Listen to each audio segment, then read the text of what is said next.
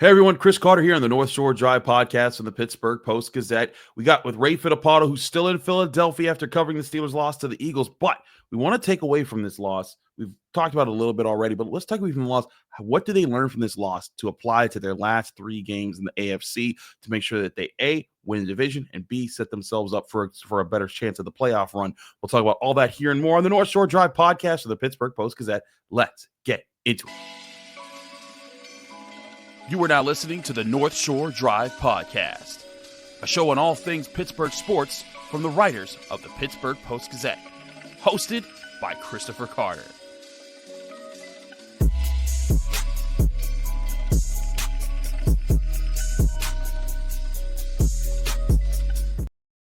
Hello and welcome to the North Shore Drive podcast of the Pittsburgh Post-Gazette. I'm Chris Carter here with Ray Fittipaldo, one of our great Steelers beat writers. And as always, you can find this show on your favorite podcasting apps and on YouTube. Like this if you enjoy it. Subscribe to this channel to get all of our Monday, Wednesday, Friday episodes of the North Shore Drive podcast, as well as the daily content that comes from all of our sports writers here at the Pittsburgh Post-Gazette.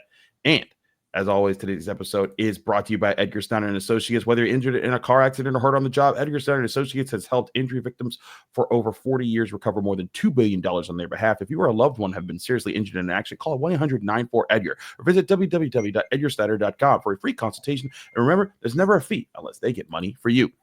Ray, Steelers lost 27-13. You were there firsthand to handle it, but this was a game that I don't know how you picked in your predictor thing here, but I know Brian and I both picked the Eagles to win in this game in our Friday episode here. It felt like going into this game, the Steelers had an uphill battle for sure. Eagles are a good team. They're at home. You're missing George Pickens. You're missing Deshaun Elliott. You're missing Larry Ogunjobi. This is a place that you had a hard time winning.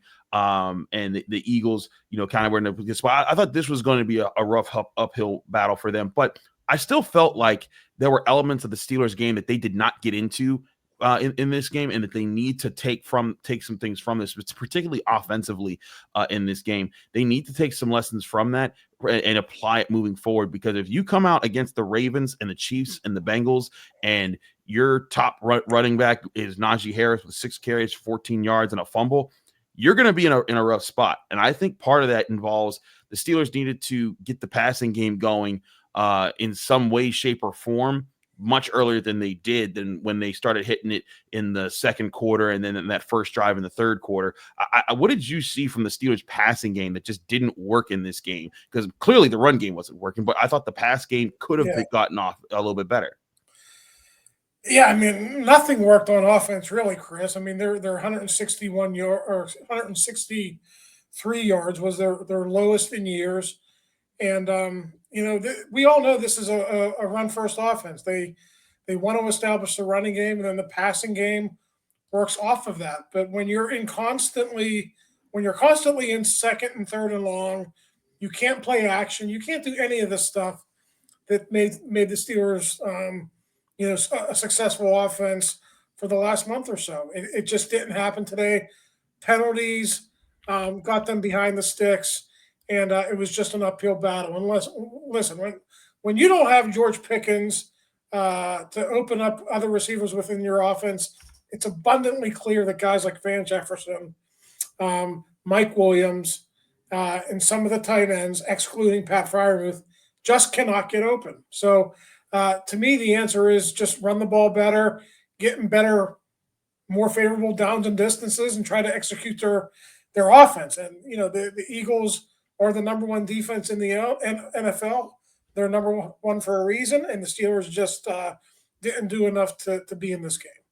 I felt like one thing they could have done earlier was they could have passed to set up the run a bit more. I mean, you saw in that third quarter drive, even though it ended up with a fumble, they hadn't been able to run the ball all game. And all of a sudden, Najee Harris gets 7 yards. Jalen Warren gets 7 yards. Cordell Patterson. All of a sudden, the run game's working because they're hitting on some passing plays. And I'm kind of like, that's what they need to do. We know for a fact when this team does not have when they're up against a bigger, badder front, which let's face it, the Eagles, they, Andy Weidel built that team up before coming to the Steelers. They're going to be a little bit more developed in the trenches than the Steelers are. The Steelers' offensive line is younger. They're trying to figure things out still. They're making good progress, but that was not going to be a battle that they won straight up the entire game. So what do? You put them in more favorable positions. You put the defense on their heels. I thought it took too long for them to get to that part of their passing game in this one. And this time it cost them a lot more because you're playing another team that also likes to control the pace of the game with a strong run game with good defense. And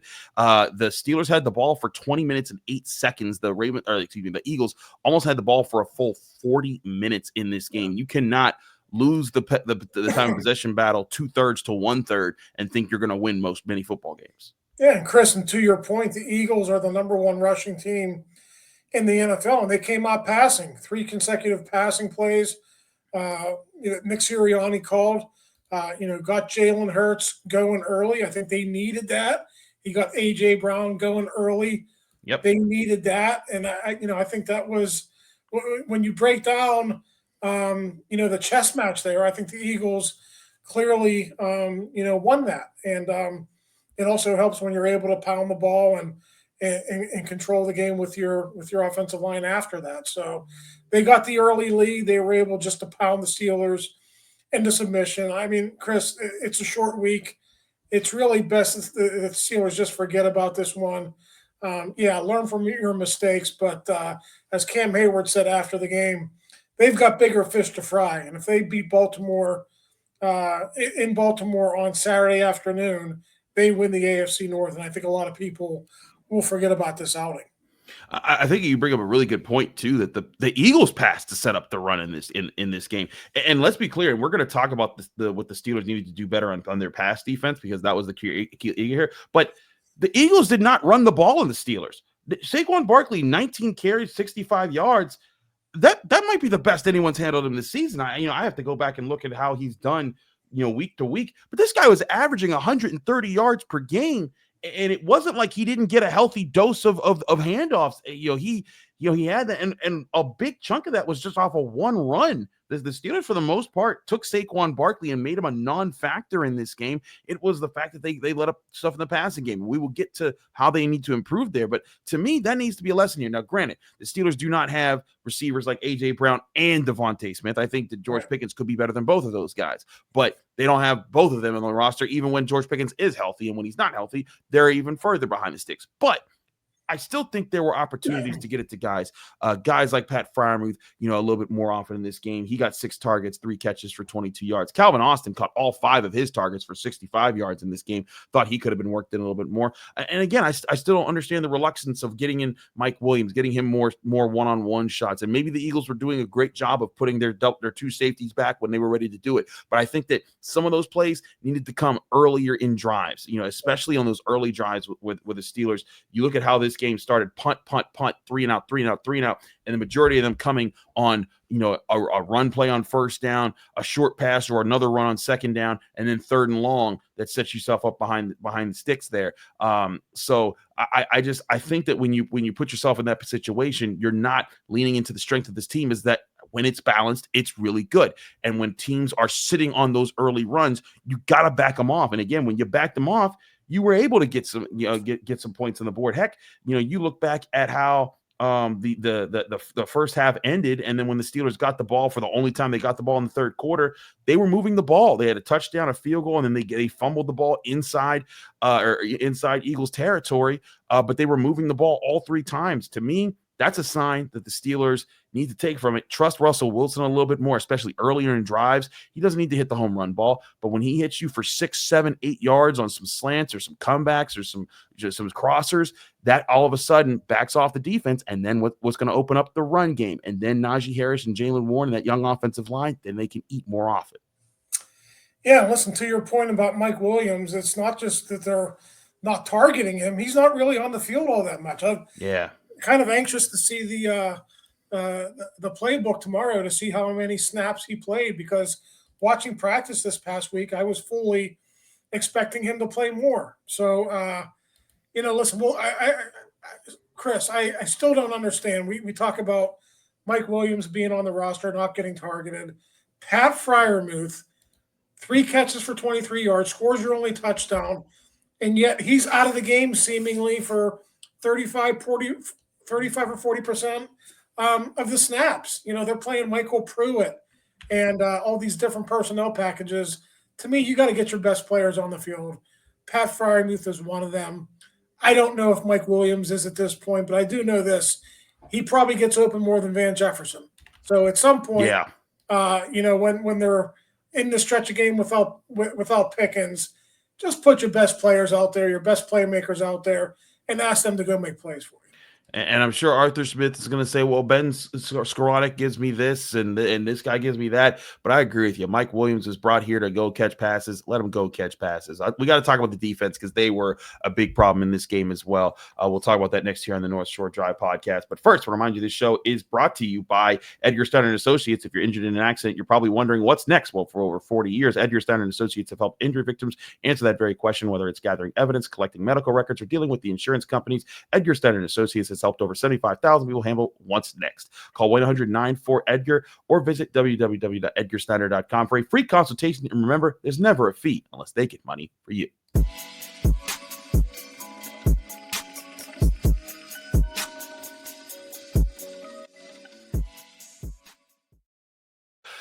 Back here on the North Shore Drive podcast for the Pittsburgh Post-Gazette, Chris Carter, Ray Fittipaldo breaking down the Steelers-Eagles loss. Ray, let's talk about this defense here.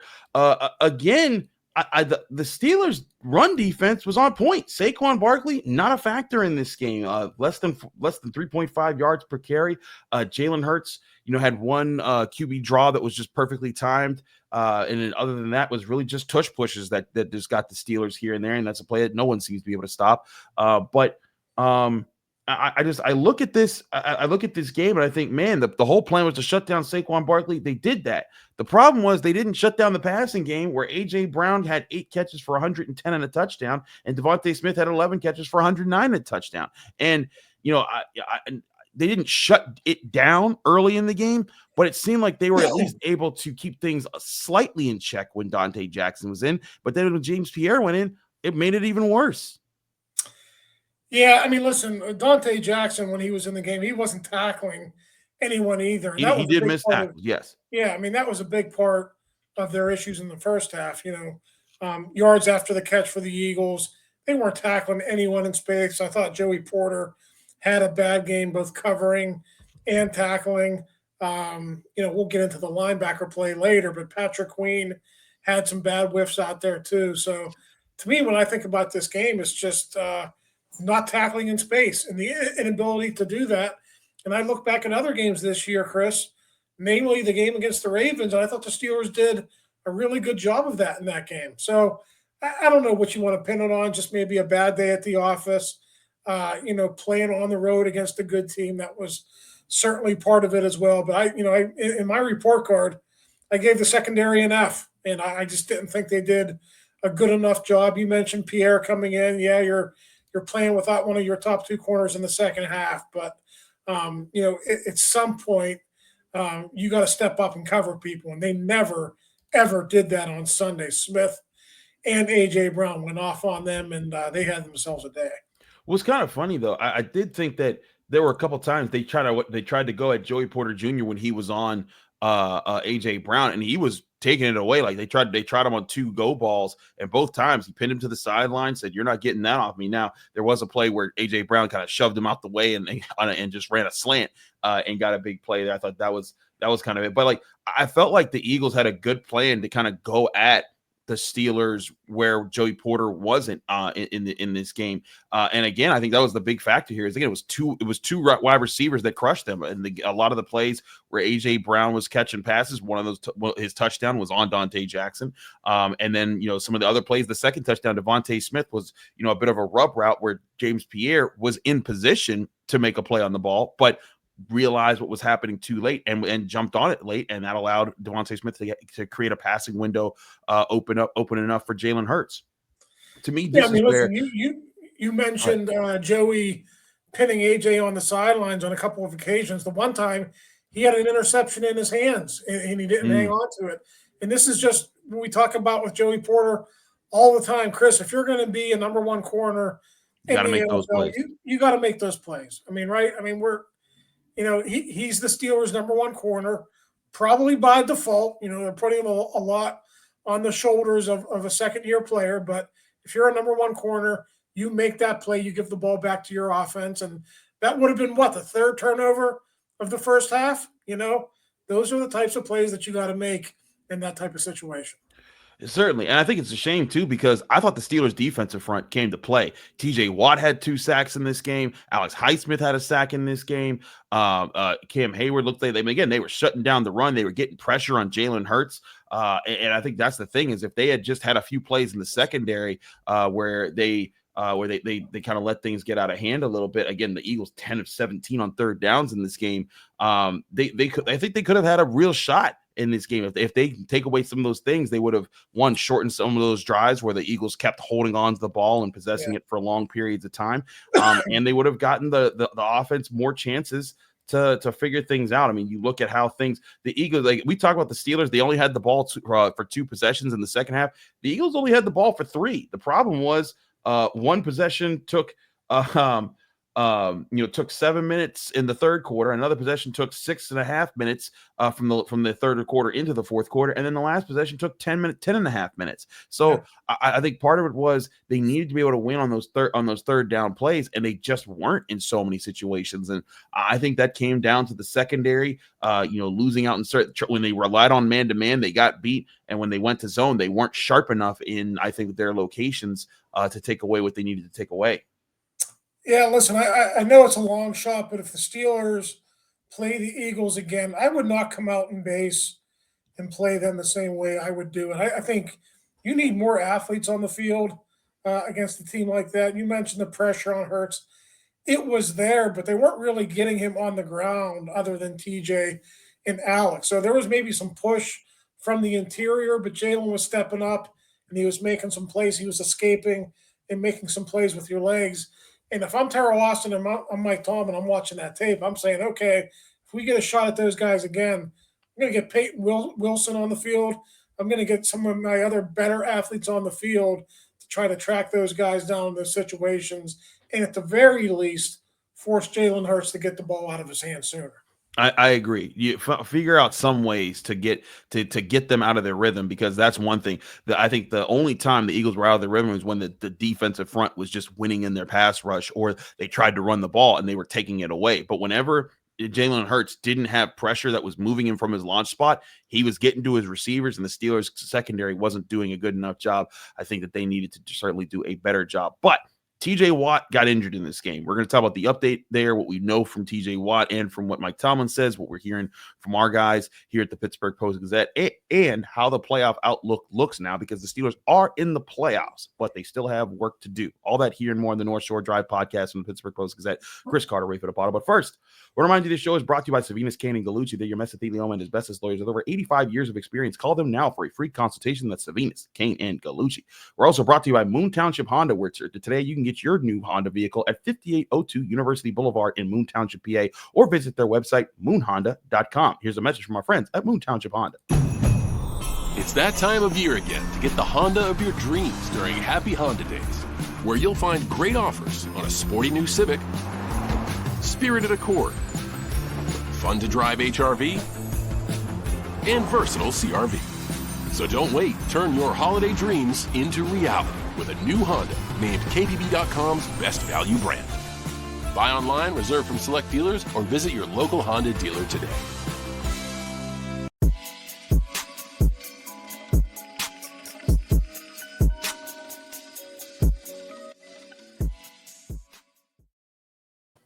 Back here on the North Shore Drive podcast from the Pittsburgh Post-Gazette, Chris Carter, Ray Fittipaldo. Ray, while the Steelers did lose in this game, they did clinch the playoffs. They are now officially a playoff team. They're 10-4, sitting third place in the AFC. But because they're 10-4, and because they got off to such a hard start, which is what you and I talked all season about, how they needed to do before they got to this part of the season, they have such a lead in the AFC that outside of the top 7 teams, nobody can catch them. So that guarantees they will have one of the best 7 records in the AFC, putting them in the playoffs. But The Steelers have bigger their sights on bigger things, as Cam Hayward said after the game, than just making the playoffs. They need to clinch the division, and they can do so next week. They win over the Ravens. If they lose to the Ravens, they would need a combination of either winning both their games or winning one of their games, and the Ravens losing one of their games to an AFC opponent down the stretch. Either way, you win next week, and it's not a question.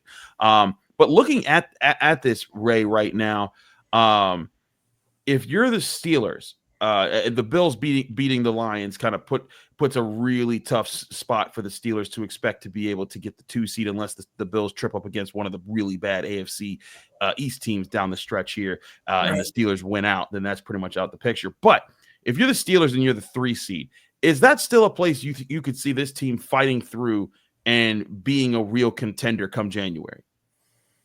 If the number 2 seed is Buffalo, probably not. Okay. If the number 2 seed is Kansas City, then, maybe. I just think, Chris, that Buffalo is the best team in the AFC, and right now the AFC standings don't reflect that. But, yeah, listen, I think if the Steelers are the 3 seed, I think they could beat the Chargers or the Broncos at home. Yeah, that is certainly doable, and that would be certainly a step in the right direction for a franchise that hasn't won a playoff game since 2016. But if you're talking about making a run and getting to a championship game, I would want to play Kansas City on the road rather than Buffalo on the road in the first round. That's just me. I know the whole thing about Mahomes and back-to-back Super Bowl champs. I get it. But this year, those 2 teams, the Bills are better, and I don't want to see them until the championship game. No, I hear you entirely. Like right now, the Bills, they look unstoppable. I mean, heck, the way that they beat the Lions looked very impressive in Detroit. That was a very impressive showing on their part. The Chiefs, they did handle the Cleveland Browns pretty well in their game. But hey, Patrick Mahomes got hurt in that game. We'll see. It seems like that's not a major injury. But I'm right with you. If it's the Bills, if they can win the first round of the playoffs, which still, big if because they got to finish and win the division in the first place. But if they can get to that second round and they end up playing the Bills, they gotta, that's a tough place to play. We saw that last year. And like last year, they got to see if they're going to be able to have TJ Watt for that. Now, TJ Watt gets injured late in this game. It looks rough. It's a non-contact injury. There's a lot of scares for the Steelers fans. But it seems like it's not all bad news. But Mike Tomlin comes out, says it's a lower ankle injury. TJ Watt coming out and saying that the x-rays were negative in the Steelers locker room after the game. Ray, what's the sense that you're getting about this injury? Is this one that, is going to jeopardize him basically for the rest of the season? Is he going to miss just this upcoming game, or could they actually see him back this week, do you think? Yeah, I mean, listen, some of the online doctors out there, some guys who were formerly, NFL doctors were worried that this was maybe a 5th metatarsal injury, which would be, probably a 4 to 6 week injury. But apparently, if TJ was correct, the X-rays were negative, and now we're just talking about the same issues that we dealt with this past week with George Pickens, Chris. A lot of games in a short amount of time here, and I think it's going to be tough for TJ certainly to be 100% and maybe even not being able to play in these 2 games. So, it's a shame. We'll see what happens. Tomorrow, Mike Tomlin is going to have his news conference. Maybe he'll shed a little bit more light on the subject, but it just seems late in the season. Bad injury luck for TJ. Kind of a non-contact injury last year as well. Yeah. Here we are again. Didn't a guy run through his knee last year in Baltimore? Yeah, but he was kind of trying to hop and get out of the way too, right? Okay, yeah, that's true. So, and this one certainly was, he was tied up with Lane Johnson, but it wasn't a typical roll your ankle over. It was more, it was an atypical type of an injury. So we'll see what happens. Hopefully it's not a 5th metatarsal and it's just a low ankle sprain. But listen, we've seen low ankle sprains. You're not going to heal and be good in 6 days. And you're probably not going to heal and be good in 10 days. So, and that's the thing. This is short. This is the short turnaround. This was the biggest factor, I think, out of all the things that you saw from the Steelers. We could talk about 3 games in 10 days. That's rough. But you know what's the roughest part about this was, would they be put in a position where they'd have to get guys back fast? You already got George Pickens on a short clock trying to get him back. If TJ Watt's on a short clock, that's a heck of if there's 2 guys to be missing one on each side of the ball, those were 2 big ones to have to bring into question these upcoming weeks. Yeah, I mean, listen, and you're in the playoffs, so I think it's a delicate balancing act. You want to get your guys healthy, so you take your best shot at it when the postseason gets here. But you got a home game on the line Saturday in Baltimore, and based on what I've seen from the Steelers the last couple of years, I know every year is different, but it's tough for this team to win on the road as a wild card in the wild card round. So I think that home field, is important, and they should play for it. But it's going to be really hard doing it, likely without George Pickens, and now likely without T.J. Watt. Talk about an uphill, fight here in Philadelphia. It's going to be uphill in Baltimore as well if those 2 can't play. 6.5-point underdog the Steelers are to start off the week. That shows that even with winning 8 out of the last 9 games in Baltimore, this one is not, or 8 out of the last 9 against Baltimore, excuse me. This one is not going to be easy either. All those have been close. We'll see how they keep fighting through. We'll talk more about this as we continue our coverage of the Pittsburgh Steelers. Remember, Tomlin talks today, Monday, at Steelers facility. We will be on hand to record that. You can get our thoughts about after here in the Pittsburgh Post-Gazette. And then, of course, we'll have our Wednesday episode of the North Shore Drive podcast back here, giving you updates all throughout the week as the Steelers get ready for their Saturday showdown against the Baltimore Ravens in a game that could decide the AFC North. From Chris Carter, from Ray Fittipaldo, thanks for tuning into the North Shore Drive podcast. Remember, you can get this show on your favorite podcasting apps and on YouTube. Like this video if you enjoyed. Subscribe to this channel to get all of your Monday, Wednesday, Friday episodes of the North Shore Drive podcast, as well as the daily content that comes out from all of our sports writers here at the Pittsburgh Post-Gazette. We'll see you again Wednesday here on the North Shore Drive podcast. Thank you for tuning in to another episode of the North Shore Drive podcast from the Pittsburgh Post-Gazette. If you watch this video on YouTube, please like the video and subscribe to our channel.